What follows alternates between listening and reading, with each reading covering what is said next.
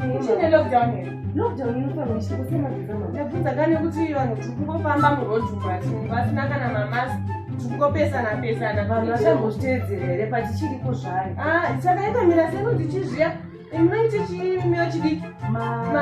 resho acho nakamira mamaenda ndisinedzokodza chinyaitwa nezvazvo ndake zvinopa kupisisa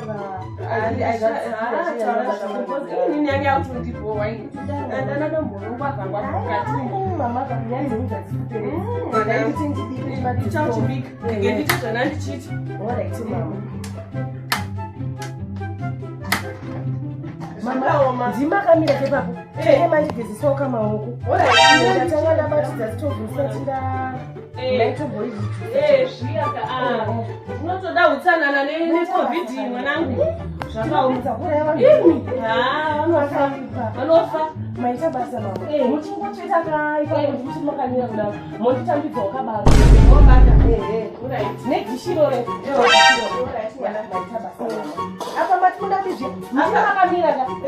ndirikuda panepoto oraichidishi muchiri makamira kuti kudaro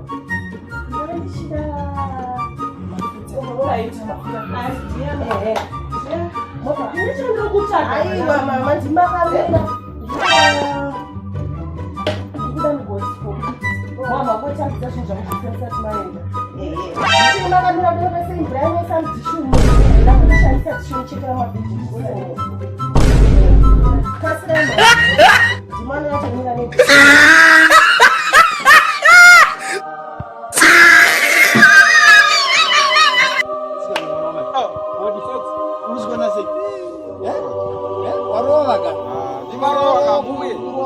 kurova kudaro ndatoti ndikutsike shama kumba kwangu pakaipa chiko chanetsa kunomira zvakanaka chii chanetsa pandananga nekukabhawa kake ndikukwedu kwamba kuya ndandine 100 unoziva ndotambira ke ndabva ndambudisa katende katinimbotyiwa mbichana yakaita nyaya kumboko zvimwe zvekuti nanhasi hakusi kuranika kana kugarika izvezvo mukadzi shamarika unotoita nge une bande naye ana blaze yako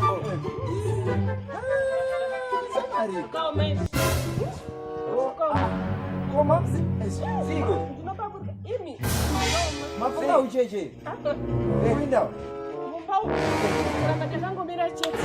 anzi mama nditambidze chakati mama nditambidze chakati ndikuda ndichikambaira vakomana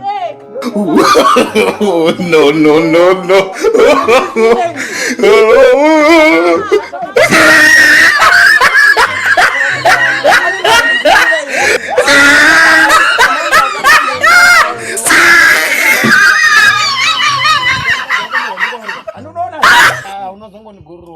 Thank you guys for watching that video.